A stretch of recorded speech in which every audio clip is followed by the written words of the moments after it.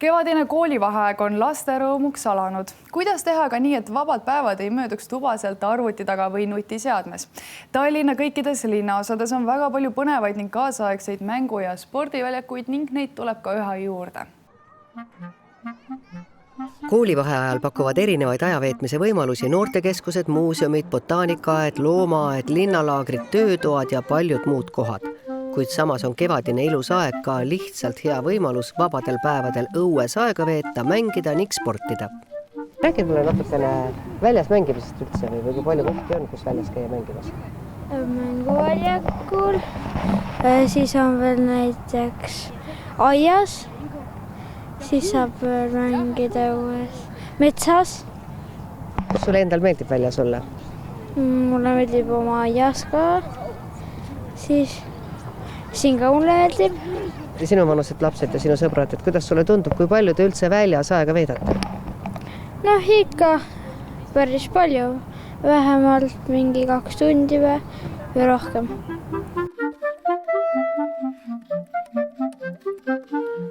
Palju sa üldse õues mängid? Iga päev vähemalt tund aega. Ja mis mänge sa õues teed või mida sa teed õues tavaliselt? Tavaliselt me ehitame õdedega ja käime mängupargis. Kas õues on lõbusam kui toas? Ja, kindlasti. Üldine pilt meie laste õues ajaveetmise koha pealt on siiski nukker. Erinevate uuringute põhjal liigub vabal ajal õues vaid 25% lastest ja noortest. Koolivaheaja vabad päevad ja Tallinna arvukad spordiväljakud, mänguväljakud, pargid on heaks võimaluseks liikumisharjumust edendada. Ka uued staadionid on leidnud aktiivset kasutust. Näiteks Mustamäe uus Kadaka staadion on avatud hommikust õhtuni kõigile huvilistele. Staadion on kõik võimalused olemas. Saab jalgpalli mängida, saab pingsi mängida, korvpalli, jõusaalis käia. Meil on Villede 69 suurepärane väliala, kus on võimalik nii rulluisutada kui ka siis tõukaratastega trikke teha, korvpalliväljakud, jalgpalliväljakud, nii et neid võimalusi on päris palju, millega tegeleda. Mustamäel on võetud ambitsioonikas eesmärk kõik linnaosa elanikud liikuma saada. Ma saan aru, et tänapäeva lastel on see näpulihas on hästi tugevaks läinud, aga ka teisi lihaseid tuleb arendada.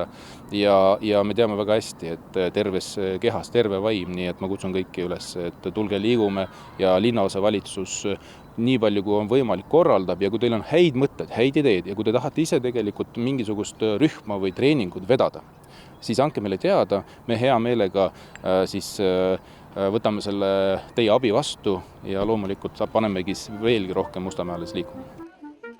Kristiine linnaosas on eeloleval koolivaheajal Räägu pargis toimumas üks eriline ja põnev spordipäev. Ma kutsun kõiki lapsi ja noori kolmapäeval 27. aprillil algusega kell 12.00 Räägu parki, kus toimub avalik üritus laste jooga, toimub lõbus selline koosviibimine, piknik ja võimlemis- ja joogaharjutused. Nagu igal pool linnas on ka Kristiines viimase aasta jooksul avatud uusi avalikus kasutuses olevaid spordiväljakuid. Üks sellistest väljakutest asub siin samas minu selja taga Paldiski maantee 65B, kus saab teha võimlemisharjutusi, aga eelmisel aastal kaasava eelarve raames avasime ka muudetavate raskustega välijõusaali Seebi tänava sisehoovis. Ja väga populaarne koht on ka Tedre 58, mis asub Sõpruse puiestee ääres ja seal on ka erinevatele lihasgruppidele erinevad trennasöörid välja pandud. Koolivaheajal saab mitmel pool osaleda ka tasuta ühistreeningutel. Täpsemat infot leiab Haridusameti noorteinfo Facebooki lehel avaldatud kavast. Samuti Tallinna kodulehelt tallinn.ee.